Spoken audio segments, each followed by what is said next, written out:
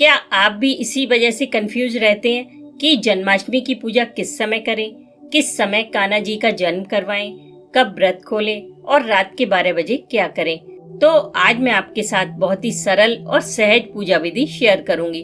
पर आगे बढ़ने से पहले कमेंट कीजिए कि आप किस समय पूजा करते हैं। दोस्तों, जन्माष्टमी का व्रत अधिकतर लोग करते हैं। कुछ निर्जल व्रत करते हैं और कुछ फलाहार करके। लेकिन व्रत करना आपकी शारीरिक क्षमता पर डिपेंड करता है। मेन चीज है पूजा, वो आपको विधि विधान से करनी चाहिए। इस दिन सुबह ब्रह्म मुहूर्त में उठें, स्नान के बाद लड्डू गोपाल के पास आएं, उन्हें उठाएं, थोड़ी देर उनसे बातें करें, उन्हें विश करें। ये पूरा दिन उन्हीं का है। फिर उन्हें स्नान करा के नए वस्त्र धारण कराएं, उनका श्रृंगार करें, पर उससे थोड़ा कम करें जो श्रृंगार आप रात में करेंगे। फिर दूध और माखन मिश्री का भोग लगाएं, अच्छे अच्छे पकवान बनाकर खिलाएं। रात के लिए बाल भोग और पंचामृत अवश्य बनाएं। सभी भोग में तुलसी दल अवश्य डालें। इस दिन हम कई तरह के पकवान बनाते हैं। मंदिरों की तरह हम भी प्रभु को 56 भोग लगा सकते हैं। मार्केट में कई तरह की मिठाइयाँ आती हैं, वो ले सकते हैं और कई चीजें हम घर पर भी बना सकते हैं। पर अगर 56 भोग ना भी बना सके तो 5, 7 या 11 भोग जरूर बनाएं और वो बन भी जाते हैं आसानी से, हमें पता भी नहीं चलता। पूरे दिन आप कुछ भी काम करें पर बार बार जाकर अपने लड्डू गोपाल को जरूर निहारें। इस दिन सच में वो बहुत खूबसूरत लगते हैं। शाम का टाइम आप लड्डू गोपाल के लिए रखें ताकि उन्हें अच्छे से तैयार कर सके।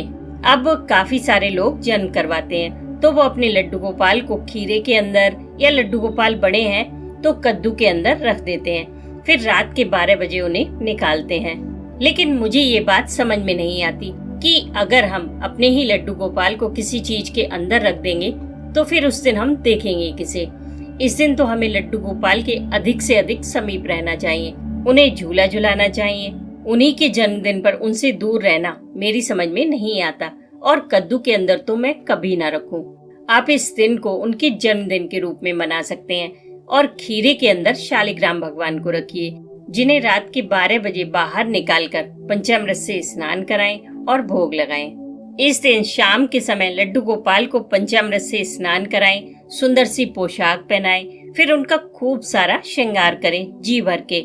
इस दिन जो भी भक्त अपने हाथों से पोशाक बनाकर पहनाते हैं उससे लड्डू गोपाल बहुत प्रसन्न होते हैं। पूरी तरह से तैयार करके उन्हें झूले पर बिठाएं, फिर पूरे परिवार के साथ मिलकर उनका पूजन करें, राधा नाम का जाप करें, उन्हें तरह तरह के पकवानों का भोग लगाएं, चॉकलेट का भोग लगाएं, खूब उमंग के साथ आरती करें। अब काफी लोगों को समझ नहीं आता कि इस दिन कौन सा पाठ किया जाए। इस दिन आप राम रक्षा स्तोत्र का पाठ जरूर कीजिए। इससे परिवार के सभी सदस्यों को एक सुरक्षा कवच मिलता है, जिससे कोई भी नेगेटिव एनर्जी आपको परेशान नहीं कर सकती। इस दिन भगवत गीता का, कृष्णाष्टकम का और श्री हरि स्तोत्र का पाठ भी कर सकते हैं और हरे कृष्ण महामंत्र का जाप भी कर सकते हैं। शाम को पूजा इसलिए भी ठीक रहती है कि 12 बजे घर के कुछ लोग सो जाते हैं, खासकर छोटे बच्चे। वो तो जन्माष्टमी की कोई भी पूजा नहीं देख पाते और कई घरों में तो हस्बैंड को भी पूजा पाठ में इंटरेस्ट नहीं होता है, तो वो भी 12 बजे तक नहीं जागते। ऐसे में सिर्फ लेडीज ही रह जाती हैं 12 बजे पूजा करने को। तो ऐसी पूजा का क्या फायदा कि कोई शामिल ही ना हो। दोस्तों, भगवान श्री कृष्ण की जो सेवा होती है वो भाव के द्वारा ज्यादा की जाती है। उसे हमें इस तरह से मैनेज करना चाहिए कि हम उसे एंजॉय कर सकें, ना कि वो हमें बोझ लगे। तो ऐसा कोई वहम मन में ना लाएं कि 12 बजे ही पूजा करेंगे तभी पुण्य मिलेगा। आप शाम को पूजा कीजिए, भोग लगाइए। कुछ लोग शाम की पूजा के बाद व्रत खोल लेते हैं और कुछ लोग 12 बजे ही पूजा करके व्रत खोलते हैं। तो आप अपने संकल्प के अनुसार व्रत खोलें।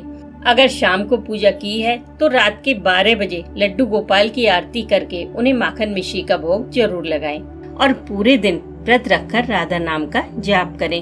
अगर खीरे में आपने शालिग्राम भगवान रखे हैं या नहीं भी रखे हैं तो भी शालिग्राम भगवान को 12 बजे पंचामृत से स्नान करा के भोग जरूर लगाएं। दोस्तों, पूजा में आडंबर नहीं बल्कि पाठ का महत्व होना चाहिए। शाम की पूजा के बाद आप कोई भी पाठ कर सकते हैं, भगवान के नाम का जाप कर सकते हैं, भगवत गीता के 11वें अध्याय का पाठ कर सकते हैं। इस दिन ज्यादा से ज्यादा लड्डू गोपाल के करीब रहें, उन्हें निहारें, उनकी प्रशंसा करें। इस दिन उन्हें अकेला ना छोड़ें। जब भी हम लड्डू गोपाल का खूब सारा श्रृंगार करें, तब तारीफ में हमारे मन में जो भी भाव आए, जो भी शब्द आए, उसे हमें उनसे जरूर व्यक्त करना चाहिए। इससे उन्हें बहुत अच्छा लगता है। और ठीक 12 बजे लड्डू गोपाल के कान में राधा नाम का उच्चारण जरूर करें। अगर आप रोजाना उन्हें शयन नहीं कराते हैं, तब भी जन्माष्टमी की रात उन्हें आराम से जरूर सुलाएं। और आपने कितना भी श्रृंगार क्यों ना किया हो, सब उतार कर हल्के कपड़े पहनाकर ही सुलाएं। इस तरह आप अपनी जन्माष्टमी मना सकते हैं। इसमें आप अपने भाव के अनुसार और भी चीजें ऐड ऑन कर सकते हैं, पर मैंने शाम की पूजा को महत्व इसलिए भी दिया है क्योंकि तब सारा परिवार मिलकर पूजा कर सकता है। रात 12 बजे की पूजा में कई लोग शामिल नहीं होते, अगर होते भी हैं तो वो बस झीक रहे होते हैं। इसलिए समय के अनुसार हमें कई चीजें बदल लेनी चाहिए। इस रात एक दीपक ऐसा भी जलाएं जो रात भर जलता रहे।